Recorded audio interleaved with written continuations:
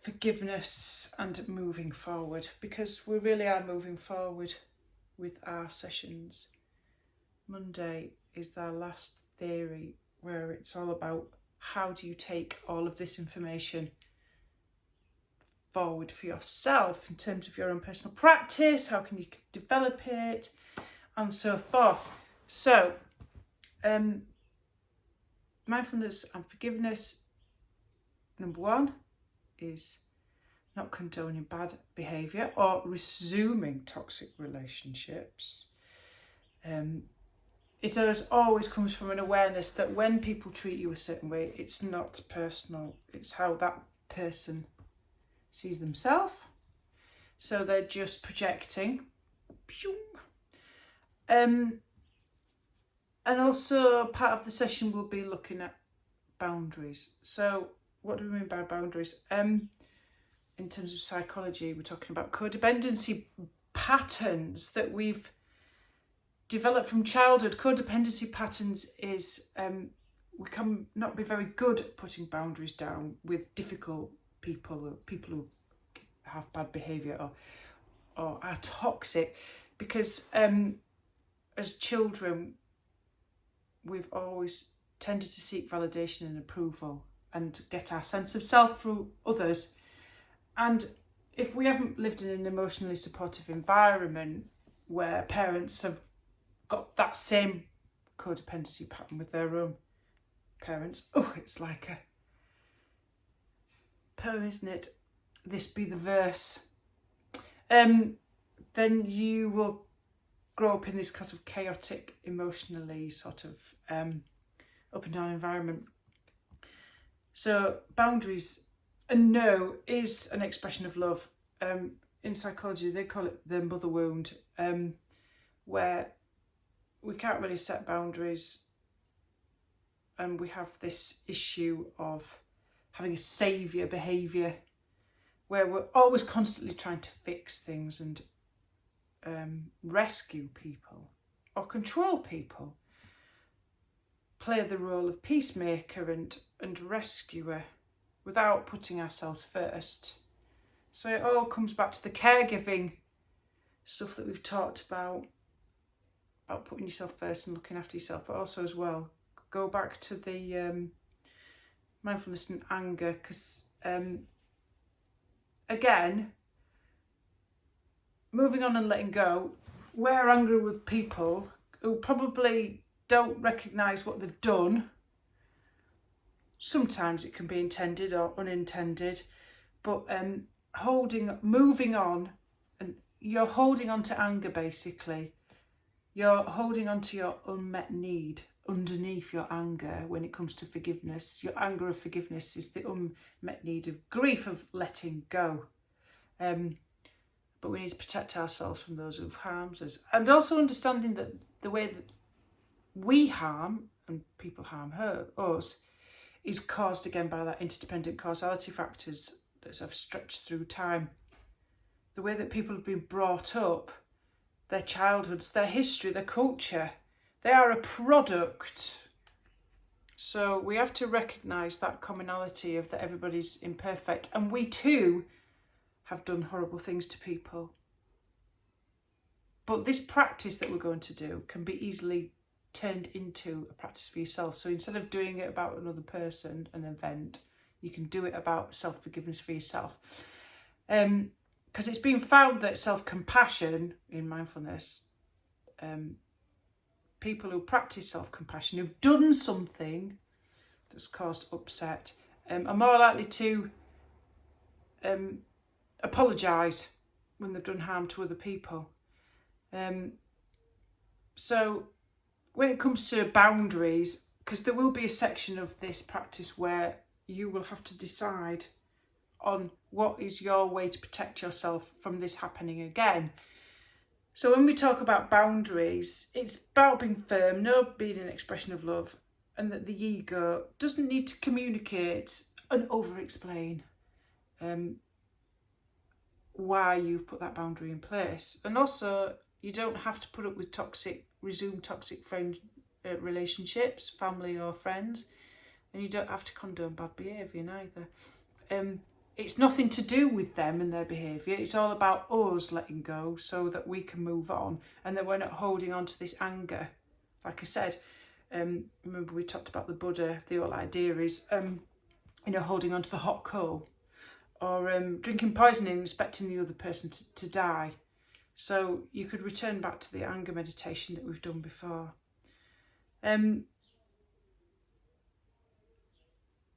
part of the session, part of the practice, will be looking at unprocessed emotions that live in the body.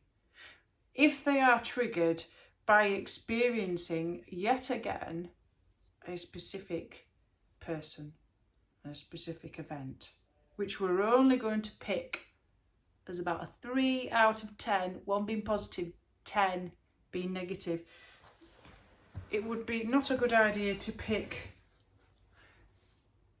a traumatic experience or a very toxic person. The person and the event that you choose is about 3 out of 10, and that you're probably already ready to forgive them. Okay, you may be ready to forgive them, so don't pick something really, really difficult. Save that for a professional. So if unprocessed emotions, as we've said before, live in the body, this is the whole point of what somatics is. If you get triggered by anything, you've got your resourcing tools. Stop. Just don't carry ahead with the practice. Have your eyes open with soft gaze. Don't forget your grounding. Feel your hands, your feet, and your sit bones, and anything that's holding and supporting you. Centre. Focus on your breath. Pendulate. Find a part of the body which feels comfortable or it feels nothing at all, and you go backwards and forwards between the area of the emotion and the area of comfort. The more you pendulate backwards and forwards, the more that the unprocessed emotion will become smaller and easily to containable. But also titrate. Just imagine that like the soft and soothe allow practice that we've done, that you just work a little bit around the edges like a pile of tennis balls. And you can also redirect yourself. So you can just find another one of your senses to redirect yourself. Sound, smell. Yeah, you've got your 5 senses, you know what those are. But yeah, 5 senses are good. So let's do the practice. Like I said, caveat, don't pick a toxic relationship. Don't pick a relationship that you're not ready to forgive with the event, because you're going to relive the event, and it has to be on a scale of 3 out of 10. Okay, so finding your seat. So I've got my bell. Okay, finding your seat, lovely peoples. So yeah, this is another one of the challenging emotions, forgiveness. It's all about us moving on. It's not about them. Never about them, it's about us. It's about our peace of mind. The whole point of mindfulness is you are silencing your thoughts so you can hear the inner voice, so you can reflect. Time in silence and meditation in nature is always really, really good. A very comfortable ego will never worry about being misunderstood by other people, especially when it comes to knowing boundaries. Because all this stuff to do with our ego, it's so tiring. Be willing to, a comfortable, happy person is willing to be misunderstood. It's so tiring when you're trying to maintain that ego that's obsessed with seeking validation, approval, and seeking to find your sense of self through being reflected back to others, because you will always be disappointed, I'm afraid. Because unfortunately, as I've found, you've got to do that that's the work you have to do with yourself. You get your own validation, you get your own sense of approval, and your own sense of self. You don't need anybody else. Just watch a bit of RuPaul. He's right. Gotta love yourself. Put yourself first. That's the important thing. Like I said, the whole idea of the mother wound, isn't it? We're not trying to fix or change anything. We're not trying to rescue or control anyone. But that's what we try to do, don't we? Play the peacemaker, the rescuer. That's all the ego, isn't it? the ego pulls back, and once you drop your ego, it's like, I don't care if people don't like me and I'm misunderstood, and don't care if I've said no and they don't understand why, because the ego will try to over explain why you've said no, and you don't want people in your life. You don't need to. Don't ever do it, because they'll never understand. It's your life. You'll come into this world and you'll go out of this world, and it's your life. Okay, let's begin. So, come to your nice comfortable seat. Hips just above the knees, so you're nicely well supported. Hands on your knees if that feels comfortable for you. Relaxed shoulders, but a nice tall spine, so you're feeling alert but relaxed. Okay, it's up to you if you want a soft gaze or eyes closed, whatever feels good for you. Obviously, orientation with your eyes open can help you to feel safe. Focusing on your seat helps you to feel safe. That's working on your amygdala, fight, flight, freeze, flop. So, we always start as we always begin. So I'm going to do a nice soft gaze. I'm going to look down. So taking 2 or 3 deep breaths. Focusing on the centre behind your belly button, just to relax that upper body. And with each exhale, to just drop down into the weight of whatever is holding and supporting you, so you feel settled and grounded.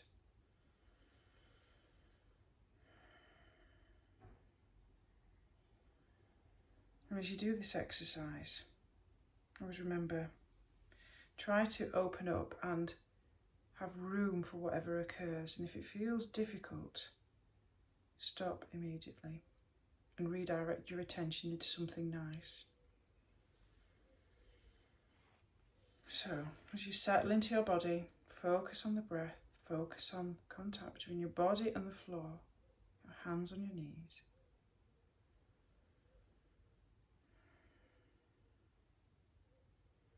Remember the details very specifically of an event with a person that involves from 3 out of 1 to 10. A situation which involves a person that's caused you hurt, but you're probably on the path now of forgiveness. And see if you can relive in your mind's eye the person, the situation, the event, as much as you can with all of your senses.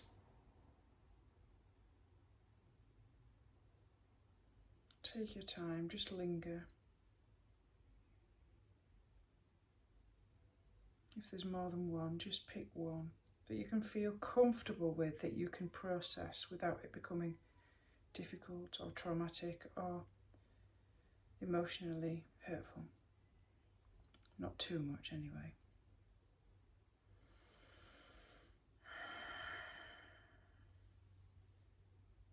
And see if you can feel the pain of that situation.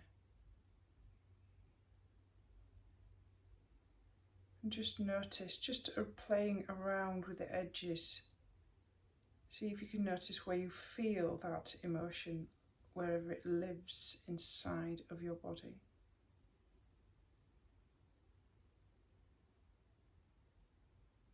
And if it feels as though you need to practice some soften, soothe, allow, and you want to place your hands wherever that sensation is. You might want to use a fist with a hand over the top. There's a sense of, that kind of powerful sort of, standing up for yourself, but self-compassionate energy. Or hands one on top of the other, whatever you need, or a sense of self-hugging, whatever feels comfortable for you. And the important thing is that you need to validate the pain and notice it, name it to tame it. So you're creating space between it and you. So almost as if you are a friend, a compassionate friend. Just notice it And just, for example, you could say inside of your mind, of course, this is hurt, this is anger, this is grief, this is pain, whatever it is, name it to tame it.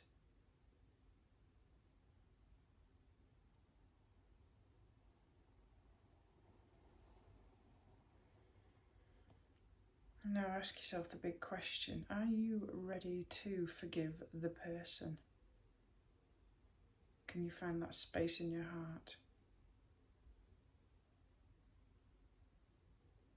And if not, you may want to end this practice, or you just want to work with yourself in terms of self-compassion.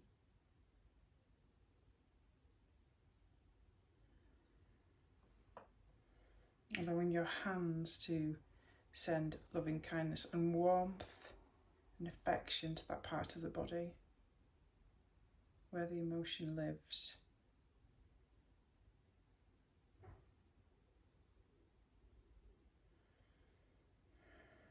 And if you're truly ready to forgive, can you start to notice, reflect on the interdependent causality of factors that made that person behave in that way?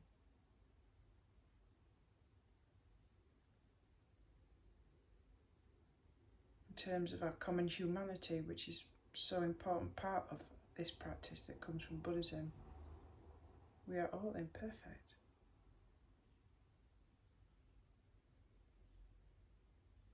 What factors, contextual, the upbringing? Was this person under a lot of stress? Do they have a difficult childhood? Have they struggled with their self-esteem? See if you can reflect on those interdependent causal factors that made that person who they are. Also at the same time recognising that how they've treated you is not always personal. It may be how they feel about themselves.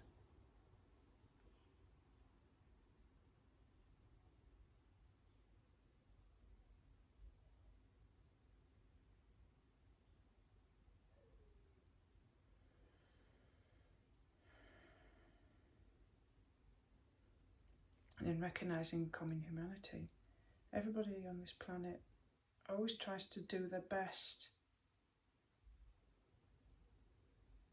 As Maya Angelou says, if you know better, you do better.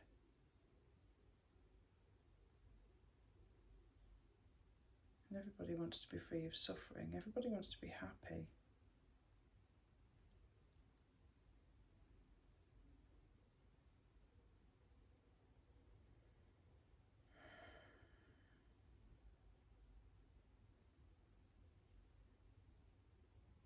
And if it feels right, begin to offer words of forgiveness for the person.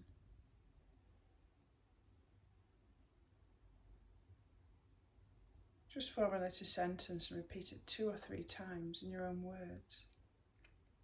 Even if it just begins, may I begin to forgive this person, whether they intentionally or unintentionally hurt me and caused me pain.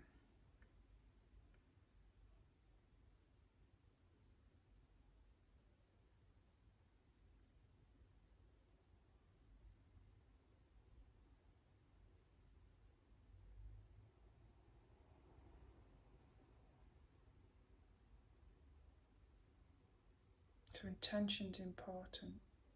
The intention to want to forgive drives the action and the purpose. And as we try to move on to let go, even forgiving ourselves for maybe our own codependency patterns where we've not always been good at making boundaries because we've always tried to seek approval and our sense of self from others.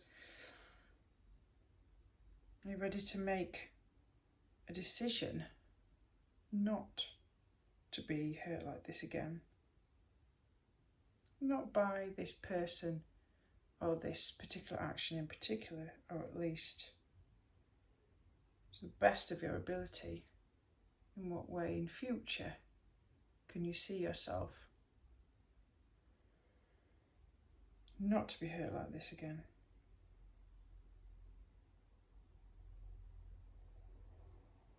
Can you acknowledge the pain and the grief? Can you move on? Can you let it go? Can you take some sort of action?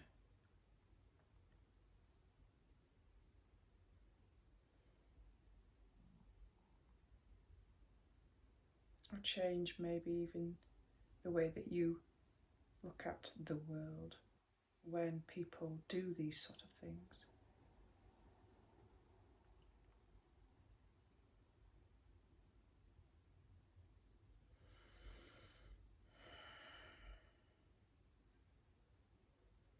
Just contemplate, after your intention, what sort of action you may take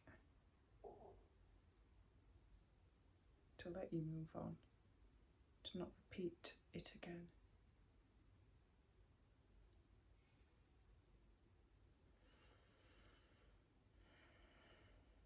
And then when you feel ready and you want to let go of this practice, just be as you are. Let everything come and go out and in of your conscious awareness, sound, thoughts, emotions, feelings, all sensations.